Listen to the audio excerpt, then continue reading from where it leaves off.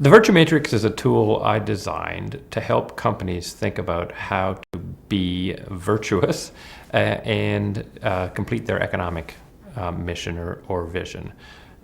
What I saw as problematic in the models that exist for companies to think about corporate social responsibility or corporate citizenship was that they had to create a situation where they said, I can either be profit maximizing or obey the profit making laws that I'm supposed to, or be a good company. And what I felt is as long as it was that kind of choice, and all sort of the rules of business were allied to say, here's how you make decisions to maximize profit, they would struggle to integrate into the corporate mission or their daily activities things that help them be more socially responsible.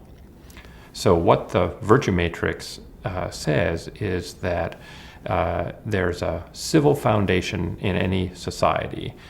These are the set of laws and regulations on one hand and norms and conventions on the other that companies either must adhere to, laws and regulations, norms and conventions. There are norms that they can choose to adhere to. And in combination, those two things produce the kind of world that we live in America, let's say.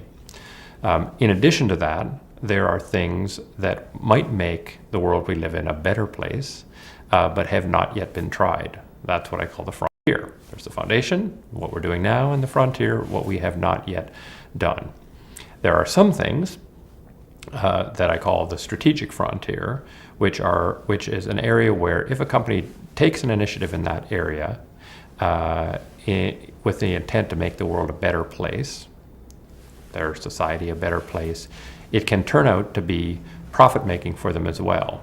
So a classic example would be the body shop. So Anita Roddick wants to make personal care products that are better for the environment and not cruel to animals. And it turns out that consumers reward her dramatically for that innovation.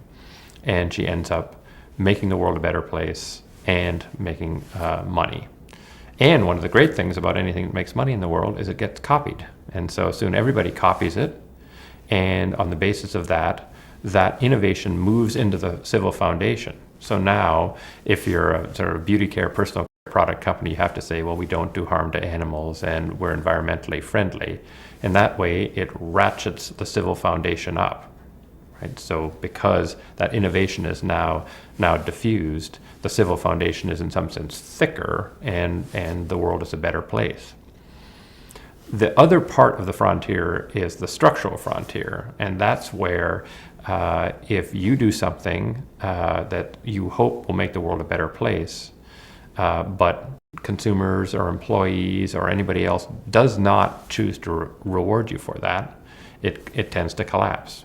So if you're the only cement company that says we're going to reduce greenhouse gases and nobody pays you a nickel more for your cement, you'll just have a higher cost structure, you'll do worse, and you'll fail as a company.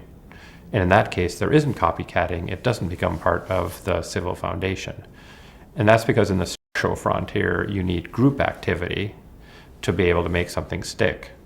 So when the 5 biggest cement companies in the world that dominate the world of cement said, we produce a disproportionate amount of CO2, we better get together and limit ourselves and say we're going to cut our CO2 emissions. That's how you get something happening in the civil frontier, the structural frontier. And often when companies do get together, governments will say, okay, since the companies are already do it, let's ensconce that in legislation, in which case it becomes part of the civil foundation.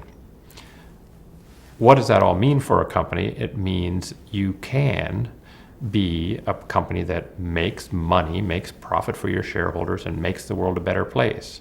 How? It's by saying in the in the lower right-hand box, which is the civil foundation, the laws and norms. You comply totally, with the laws and regulations. You comply totally with the laws and regulations of the land. In the norms and conventions part of the civil foundation, you are always at the leading edge in adopting the norms and conventions. And then at any time, you have projects underway in the frontier, essentially R&D efforts in the frontier to try and make the world a better place, acting alone in the strategic frontier and acting with other companies, perhaps in your sector or maybe in your region, in the structural frontier. So you can have the effect over time. If you're a CEO of a company like that over a long period of time, you can say, we ratcheted up the civil foundation over time. What we did was make the civil foundation thicker and better for the society in which we operate.